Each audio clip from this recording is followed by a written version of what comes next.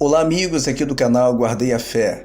Não saia desse vídeo sem deixar o seu like. E não esqueça de compartilhar este vídeo nas redes sociais. Vocês são o sal da terra, mas se o sal perder o seu sabor, como restaurá-lo? Não servirá para nada, exceto ser jogado fora e pisado pelos homens. Com base nesse versículo, o que significa ser o sal da terra e por que isso é tão importante? No sentido espiritual da vida de um cristão, podemos avaliar o seguinte: um pouco de sal transforma a comida toda. Da mesma forma, fomos chamados para dar sabor ao mundo à nossa volta. Nós podemos transformar a vida de outras pessoas, mostrando o amor e o poder de Jesus em tudo que falamos e fazemos. Um dos maiores erros de muitos cristãos é querer ver erro em tudo e se isolar para não se contaminar. É claro que devemos sempre estar atentos para não falharmos com Deus, mas o cristão não é uma pessoa que vive isolada. Ele não é do mundo, mas está no mundo. Deve manter-se afastado, sim, dos padrões corrompidos do mundo. Isso não significa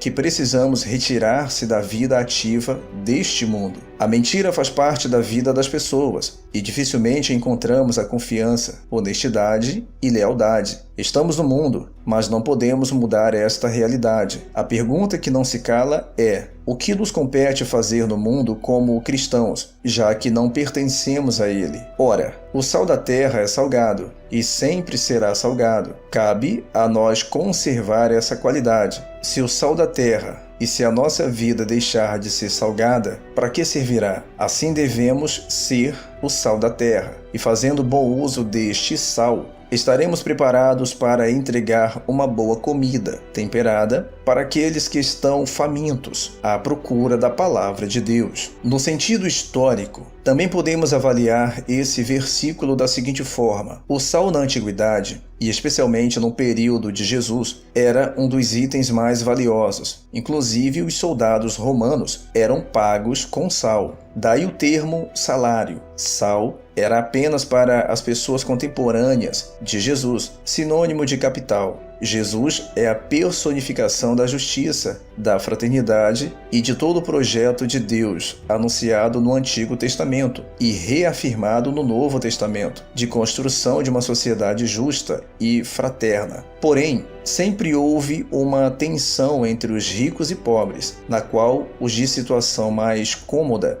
terminavam por provocar ou colaborar com a opressão aos mais pobres. O lucro dos comerciantes, como o capital, era algo distante do que proporcionava essas riquezas numa sociedade desigual. Ao chamá-los de sal da terra, é como dizer: vocês são o capital da economia, lembrando ser uma sociedade com base agropecuária, ou seja, da terra. Enfim, uma preciosidade e fundamental para mover a economia, o que chamamos hoje de capital humano, e que estes, os trabalhadores, é que são o verdadeiro capital, ou o sal, como naqueles tempos de Jesus. Se o sal tornar-se insípido, ou seja, ser misturado com areia, não se pode mais aproveitá-lo. Se os trabalhadores, que são o capital humano, se corromperem, de nada mais prestarão. Corruptos serão lançados fora e pisados pelos homens. Para finalizarmos, como sal,